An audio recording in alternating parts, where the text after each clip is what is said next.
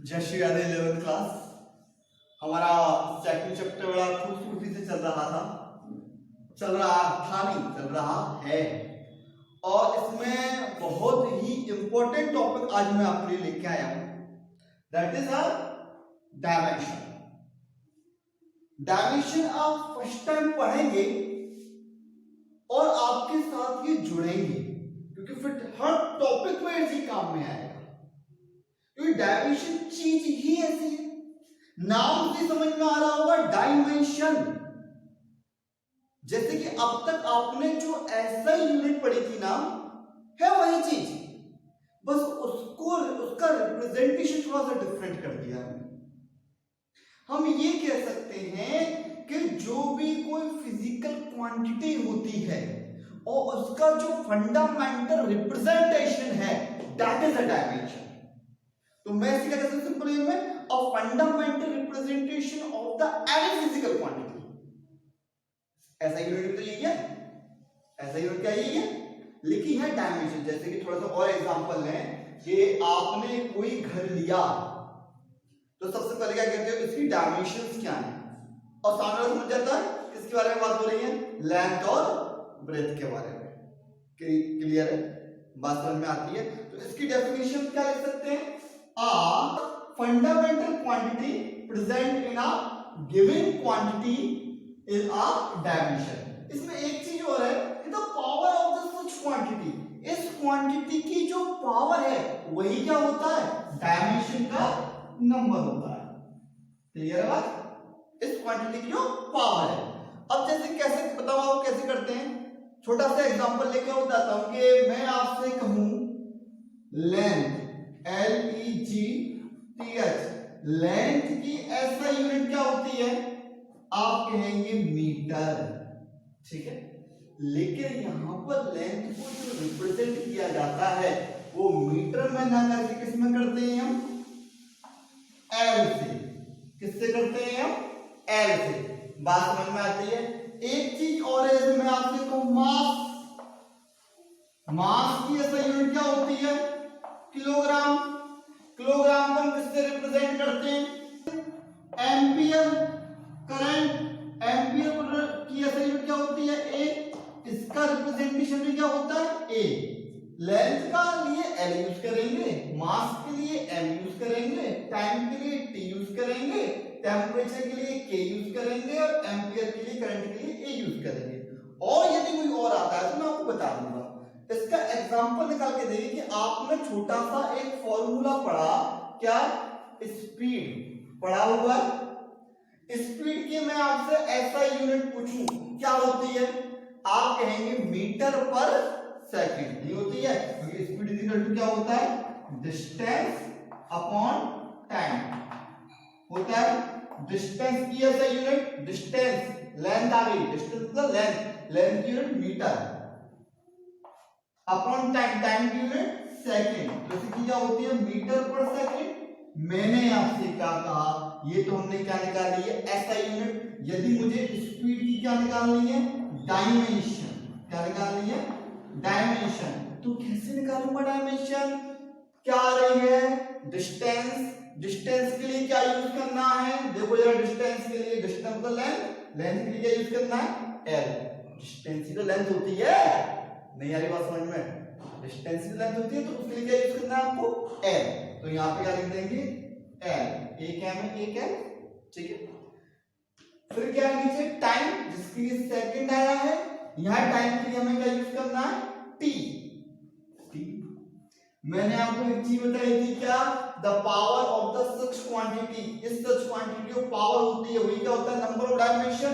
इस क्वांटिटी की पावर क्या है, -1। तो यहां पर क्या आएगा, -1। तो मैं पूछूं स्पीड की डायमेंशन क्या है, आप कह देंगे LT -1, और प्यारे से इस ब्रैकेट में इसको बंद कर देते।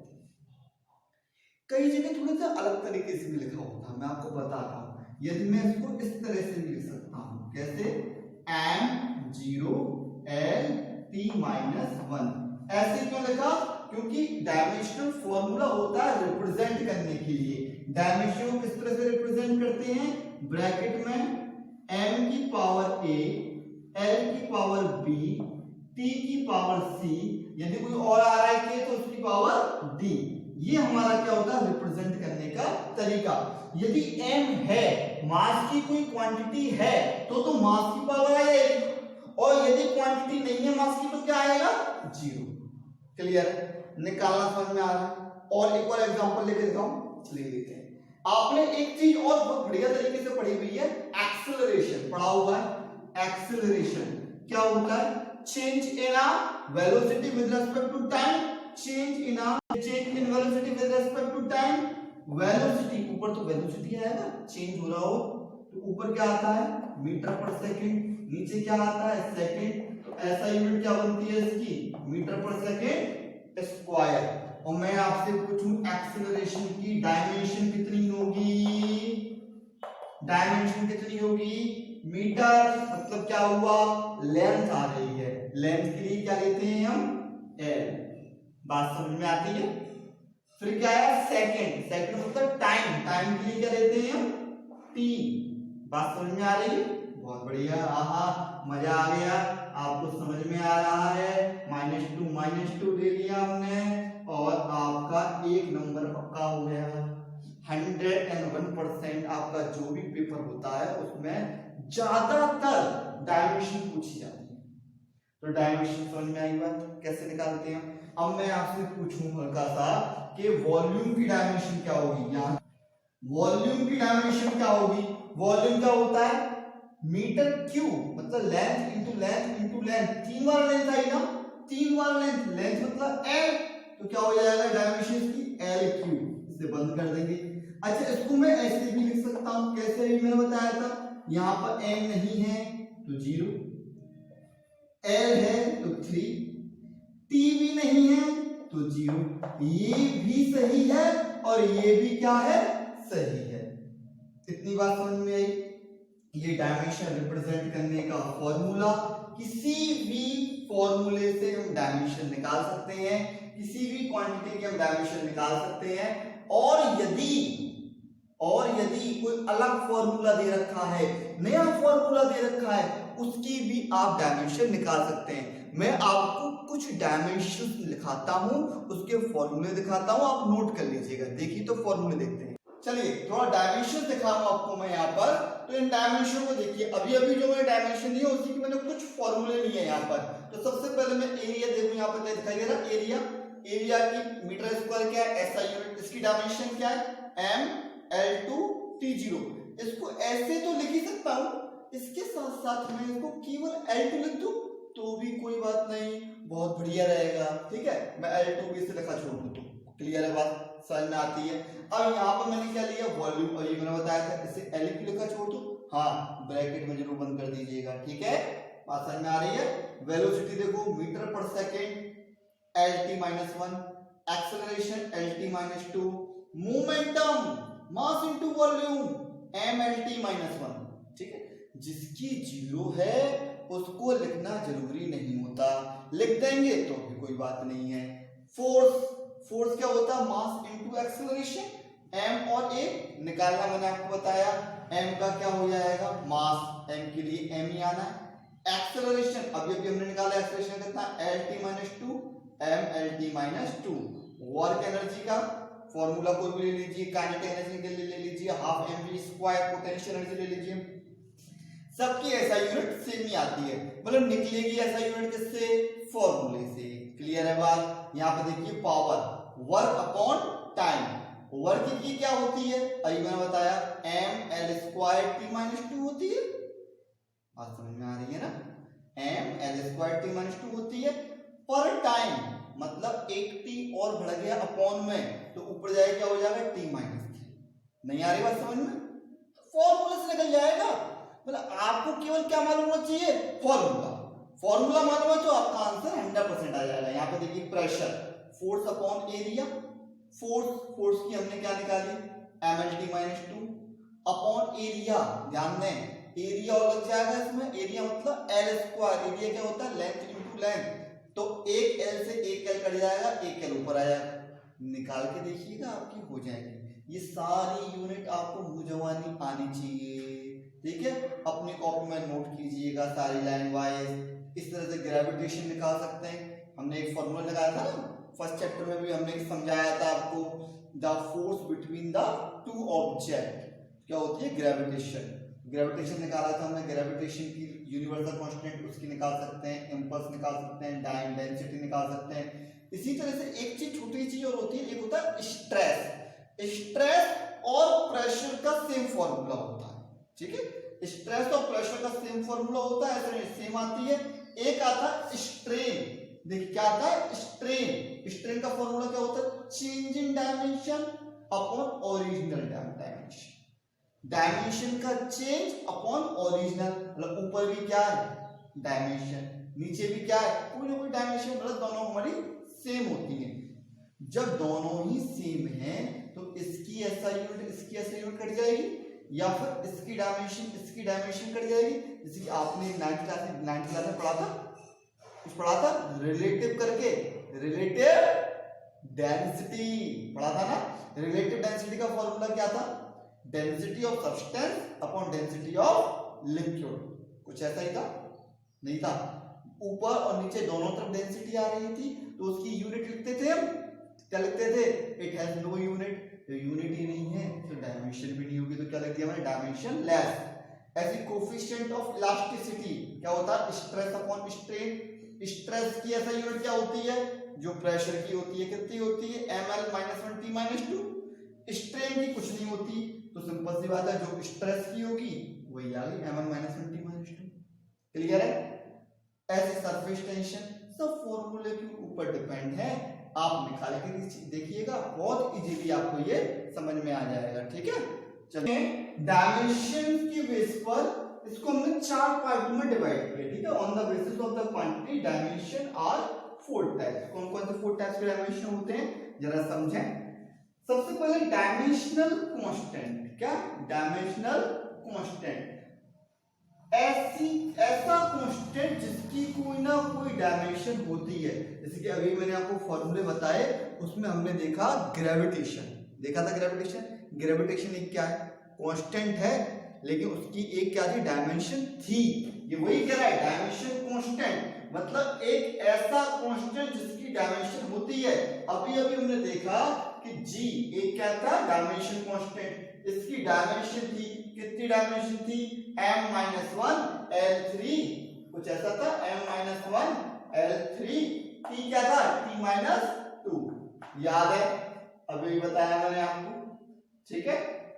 और ये हम निकाल भी सकते हैं फॉर्मूले से, थोड़ा मैं बताऊं कैसे निकलेगा फॉर्मूले से। आपने फॉर्मूला पढ़ा है ना, F = G m1 m2, यहाँ से G की वैल्यू इस तरह से आ जाएगी, तो इन सब की डायमेंशन लिख लेंगे। फोर्स की ये क्या, r डिस्टेंस हो गया, मास की m, इस सब की नेट डायमेंशन निकालेंगे तो हमारी यही आएगी। तो ये क्या हुआ, डायमेंशनल कांस्टेंट, मतलब एक ऐसा कांस्टेंट जिसकी डायमेंशन है। अब अगला क्या है, डायमेंशनल वेरिएबल, एक ऐसा वेरिएबल जिसकी डायमेंशन है। वो तो मैंने बहुत सारे देखे, एरिया देखा, वॉल्यूम देखा, स्पीड देखा, ये सारे क्या थे, इसके एग्जांपल क्या हो सकते हैं हमारे, एरिया, स्पीड हो सकता है, एक्सेलरेशन कुछ भी हो सकता है, मोमेंटम हो सकता है, मोमेंटम हो सकता है, यहाँ पर मोमेंटम, मोमेंटम का फॉर्मूला कुछ क्या होता है, मोमेंटम को क्या बोलते हैं, p = mv, mass into velocity. Mass की क्या हो जाएगी, ऐसा ही डायमेंशन m, वेलोसिटी क्या होगी, lt - 1, तो पूरी फॉर्मूला क्या हो, डायमेंशन क्या हो जाएगी, mlt - 1। वो तो आसान हुआ डायमेंशन बनाना, ठीक है।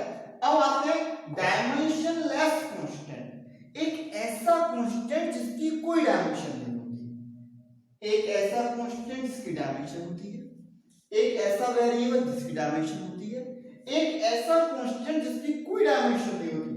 बहुत सारे अनगिनत है, मैं आपको चुप पाई एक कांस्टेंट है क्या, पाई की डायमेंशन होती है। मैं आपसे कहूं 5 क्या है, कांस्टेंट नहीं है क्या, ऐसी कोई डायमेंशन है, क्लियर है, बात समझ में आ रही है।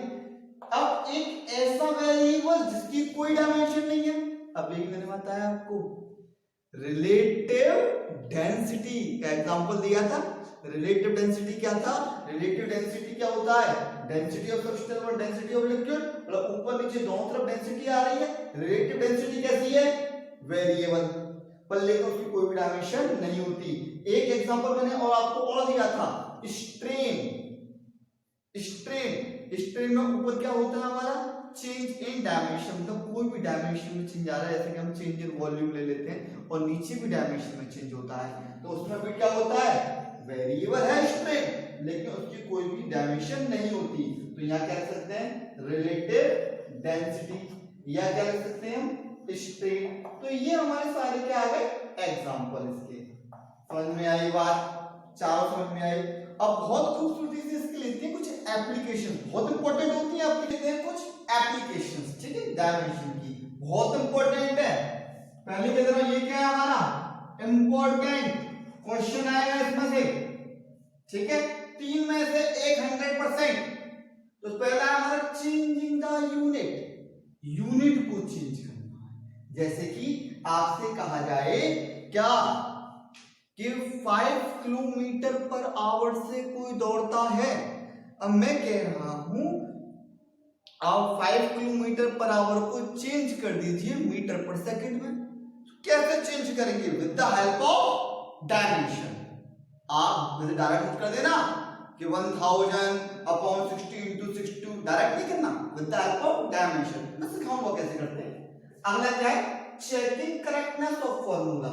फॉर्मूला चेक करना है, क्या ये फॉर्मूला करेक्ट है या नहीं। अगला क्या है? ड्राइविंग अ न्यू फॉर्मूला, हमें नया फॉर्मूला ड्राइव करना है।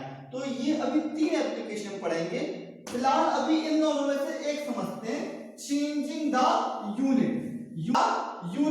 यूनिट को हम किस तरह से क्या करें? चेंज करें। छोटा सा एग्जांपल मैं आपके सामने लूं। मैं आपसे कह रहा हूं, मैं आपसे क्या कह रहा हूं? मान लीजिए, देखिए, मान लेते हैं हम एक व्यक्ति एक दुकान से क्या लेके आया? 1 kg पेड़े। क्या लेके आया? ये 1 kg पेड़े, 1 किलो पेड़ा लेके आया। पेड़ा तो आज तो क्वारंटाइन चल रहा है और वो चल रहा है, कोरोना चल रहा है।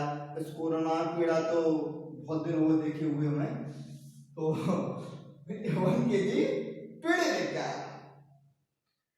और इस 1 kg पेड़े को जब वो लेके आया, मैंने क्या लेके आए? उसने मुझसे कहा 1000 ग्राम पेड़े। क्या कहा? 1000 ग्राम पेड़े। मैं आपसे पूछूं इस क्वांटिटी और इस क्वांटिटी में कोई अंतर है? कोई अंतर नहीं। लेकिन किस में अंतर है? यूनिट में। मैंने क्या कर दिया? चेंजिंग द यूनिट को चेंज कर दिया उस व्यक्ति ने। तो कैसे किया? ये क्या है? कोई एक नंबर n1, ये क्या है? यूनिट, ये क्या है? हमारी दूसरा नंबर, ये नंबर अलग है, और ये क्या है? दूसरी यूनिट। लेकिन क्वांटिटी दोनों ही सेम है। क्वांटिटी दोनों ही क्या है? सेम है। बात समझ में आती है? तो मैंने क्या कर दी? क्वांटिटी सेम रखी, यूनिट चेंज कर दी। मैं निकालना चाहता हूं, मान लीजिए ये 1000 ना दिया गया हो, बहुत ध्यान से समझना, 1000 ना दिया गया हो। मैंने उससे कहा कितने पेड़े लेके आए? उसने कहा 1 kg पेड़े लेके आया। मैं क्या 1 kg पेड़े में कितने ग्राम होते हैं? मैंने उससे क्वेश्चन पूछ लिया, 1 kg पेड़े में कितने ग्राम होते हैं। तो मुझे क्या निकालना है? मुझे निकालना है n2। क्या निकालना है? n2। तो भाई साहब कैसे निकालूं? u2 का क्या कर दें? डिवाइड कर दें, तो क्या हो जाएगा? n2 equal to n1 u1 upon u2। बात समझ में आती है? क्लियर है? जो क्या मैं इसको ऐसे लिख सकता हूं, n1 n2 ऊपर क्या है? यूनिट मतलब डायमेंशन में लिखेंगे। डायमेंशन क्या होता है मेरा? m की पावर a बताया था ना, a की पावर, l की पावर b और t की पावर c। ये पहली वाली यूनिट से आई। अरे दूसरी वाली यूनिट है, इसके भी m और t आएंगे, तो मैं m1 l1 t1 कर लूं इसे। तो नीचे क्या होगा? m2 की पावर a, l2 की पावर b और t2 की पावर c। थोड़ी बहुत ध्यान समझना मेरी बात को। n2 is equal to n1, मैं इसे ये लिख सकता हूं, ये समझ में आ रहा है। देखिए मैंने क्या लिख दिया है बेटा, ये ध्यान दो, देखो मैंने ये क्या लिख दिया है, ये समझ में आया, ये मैंने कुछ इस तरह से लिख दिया T1 अपॉन T2 की होल पावर c। क्लियर है? ये पता है क्या निकाल लिया मैंने, formula of changing the unit, unit change करने का फॉर्मूला। कैसे चेंज कर सकते हैं, मुझे कोई x निकालना है जिसकी यूनिट चेंज करनी है, कैसे लिखेंगे, n1 पहले का नंबर, ऊपर किसकी यूनिट आनी है ये वाली, नीचे किसकी यूनिट आनी है जिसमें चेंज करना है। एक छोटा सा एग्जांपल लेते हैं, एग्जांपल लेके देखिए इसको। क्वेश्चन दिया speed of a moving object, एक मूविंग ऑब्जेक्ट क्या दे रखी है बेटा, हमको स्पीड दे रखी है। स्पीड कितनी दे रखी है, 36 मीटर पर सेकंड। बहुत बढ़िया, अच्छा लग रहा है, समझ में आ रहा है आपको। Find its value in CGS, CGS system में निकालना है। सीजीएस सिस्टम में आप जानते हो ना, एमकेएस सीजीएस आपने पढ़े हुए हैं, और मैं समझाता हूं। हमको स्पीड दे रखी है, क्या कितनी, अच्छा यदि अभी मैंने आपको फॉर्मूला निकालने का तरीका समझाया था, तो ये क्या है 36 n1 जो गिवन है, ये क्या दे रखी है यूनिट, यूनिट से हमारा क्या निकल जाएगा m1 l1 t1। कैसे निकालेंगे, थोड़ा सा ध्यान दें, मैं इसकी क्या निकालूं, डायमेंशन, डायमेंशन आज ही बताएं, स्पीड की डायमेंशन कितनी होती है, मीटर पर सेकंड, क्या हो जाएगा l t माइनस 1 हो जाएगा। m दिया हुआ नहीं है तो या तो लिखो मत या लिख लो m is equal to 0। Clear है इतनी बात। अच्छा इसका कंपेयर करके abc बता सकते हो, abc कॉमन होते हैं, तो a क्या होता है m की पावर कितनी है 0, b क्या होता है l की पावर, तो l की पावर कितनी है 1, t क्या होता है c क्या होता है t की पावर, तो t की पावर कितनी है -1, यहाँ पे आएगा बेटा c। ठीक है, तो a b c पता लग गए। मुझे चेंज करना है सीजीएस में, फॉर्मूला मैं जानता हूं, so put the value in the formula. देखिए कैसे कर रहे हैं हम, n2 का n2 बहुत ध्यान समझना, n1 की जगह क्या लिख दूं 36, बहुत ध्यान समझिएगा, m1 अपॉन m2, m1 क्या है मास, मास किसमें होता है, ये कौन सी यूनिट है, ये दे रखी है किसमें एमकेएस सिस्टम में, किसमें एमकेएस सिस्टम में, एमकेएस सिस्टम में मास क्या होता है किलोग्राम। बात समझ में आती। चेंज किसमें करना है सीजीएस, सीजीएस सिस्टम में क्या होता है ग्राम। मैंने आपको बताया था ना ये कैसे आया, ये आया था कैसे, n1 u1 is equal to n2 u2, तो n2 इज इक्वल टू क्या हो गया था n1 u1 अपॉन u2। नीचे कौन सी यूनिट है जिसमें हम चेंज करते हैं, तो नीचे कौन सी यूनिट जिसमें चेंज करते हैं सीजीएस, इसकी पावर क्या है a 0। बहुत बढ़िया, देखिए जरा b, यहाँ पे आगे क्या l1 अपॉन l2, l1 क्या है यहाँ पर मीटर, मतलब l किसमें आएगा मीटर में, मीटर लिख सकता हूं यहाँ पर, ये किसमें है मीटर में। बहुत ध्यान से समझना, किसमें है ये मीटर में।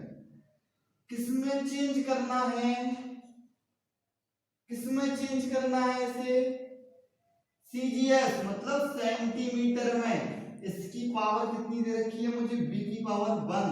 अब देखिए यहाँ पर टाइम, टाइम तो एमकेएस में भी सेकंड में होता है, सीजीएस में भी सेकंड में होता है, इसकी पावर -1। इसको सॉल्व करेंगे, कैसे करेंगे, थोड़ा सा ध्यान, थोड़ा सा कंसंट्रेशन, इसकी पावर 0 तो ये पूरा क्या हो गया 1। देखिए मीटर और सेंटीमीटर एक ही यूनिट में कर ले, नहीं कर ले, एक मीटर में कितने सेंटीमीटर होते हैं बता सकते हैं आप, 100 कितने होते हैं, तो ऊपर मैं लिख दूंगा कितने 100 सेंटीमीटर अपॉन सेंटीमीटर, मतलब 1 सेंटीमीटर की पावर 1। इससे ये कट गया तो क्या है 1 की पावर -1, 1 की पावर तो कितनी भी कर लो क्या रहता है हमेशा वो 1 ही रहता है, तो * 1। ध्यान देना 36 और 100 का मल्टीप्लाई और हो जाएगा, तो n2 इज इक्वल टू क्या आ गया 3600। करना समझ में आया? हमने n2 निकाल लिया। यदि आप चाहते तो डायरेक्ट भी निकाल लेते, नहीं निकाल सकते थे, निकाल लेते ना, यही आता। ठीक है, बात समझ में आ गई? अब एक सवाल और लेते हैं हम, किलोमीटर पर आवर को चेंज करते हैं। क्वेश्चन में ऑन लिया कि हमें 1 किलोमीटर पर आवर को मीटर पर सेकंड में चेंज करना है। आप जानते हैं, कई बार कर चुके हो 10th क्लास में, 1 किलोमीटर पर आवर में कितने मीटर पर सेकंड होंगे? आप कह दोगे 5/80। डायरेक्ट निकाला हुआ है आपने, डायमेंशन से कैसे चेंज करें? मैं थोड़ा डायरेक्ट किया है, समझिए। यहाँ पर डायरेक्ट फॉर्मूला पुट किया, हमको 1 दे रखा है, मतलब ये n1 की वैल्यू है। ठीक है, मास यहाँ पे गिवन नहीं है तो इसकी पावर 0 ले ली मैंने, थोड़ा डायरेक्ट किया मैंने। ठीक है, अगला क्या आता है L1/L2 किलोमीटर/मीटर। पावर कितनी आएगी? किलोमीटर से मीटर में चेंज करना है, पावर कितनी है हमारी 1। पावर कॉमन लेती है, मैंने पहले ही बताया था। ठीक है, आवर से सेकंड में चेंज करना है, आवर से सेकंड में चेंज करना है, पावर कितनी है -1। सेम कर लें, कितने किलोमीटर में कितने मीटर होते हैं? 1000 मीटर में मीटर होता है, मीटर से मीटर कट जाएगा, तो क्या बचा 1000, सेकंड से सेकंड कट गया। क्लियर है बात? आवर को सेकंड में चेंज कर लेंगे ना, 60 to 60। पावर कितनी है -1 के लिए थोड़ा उल्टा हो जाएगा, बताने वाली बात। यदि s की पावर -1 होती है तो क्या लिख सकता हूं? 1/x। इसी तरह से मैंने इसे उल्टा करके लिखा, 0 से 0 काटा, क्या आ गया 5/80। इस तरह के कुछ क्वेश्चन आप करके देखिएगा। ठीक है, इंपॉर्टेंट है थोड़ा ये। और इससे 2 मेथड जो और है मेरे, ड्राइव द न्यू फार्मूला और चेकिंग द फार्मूला, ये हम नेक्स्ट वीडियो में करेंगे। ओके।